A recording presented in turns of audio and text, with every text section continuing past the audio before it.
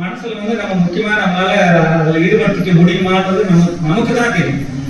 நமக்கு நாம தான் நம்ம புரிஞ்சிக்க முடியும். மற்றவங்க சொல்லி தான் நம்ம புரிஞ்சிக்க முடியும், மற்றவங்களால புரிஞ்சிக்க முடியாது. நமக்கே நம்மளுடைய நிலைமை என்னன்னு தெரியும். நம்மளால இருக்க முடியுமா, கடைபிடிக்க முடியுமா, அந்த இடத்துல மற்ற பக்தர்களை குறை சொல்லியோ மற்றவர்களை நிந்தித்தோ நம்ம வந்து அந்த இடத்துல வாழணும்னு நினைச்சோம்னா நிச்சயமாக அதுக்கு பலனை அனுபவிச்சு தான் ஆகணும். அதனால் நமக்கு அதை நம்ம முதலே நம்மளுக்கு தயார்படுத்தணும். அதுக்கேற்ற மாதிரி எத்தனை பேர் வராங்க போகிறாங்க, தாம வந்துட்டு அபராதமும் பண்ணுறாங்க, பக்தர்களாகவும் இருக்காங்க, அதே சமயத்தில் அபராதமும் பண்ணுறாங்க, பக்தர்களே பக்தர்களை ஏமாத்துறாங்க. அந்த மாதிரி நடக்குது. பௌத்த உலகத்தில் நடக்கிறது அங்கேயும் நடக்குது. எல்லாத்தையும் ஆன்மீக இடத்துலையும் அந்த மாதிரியான பிரச்சனைகள் இருக்குது.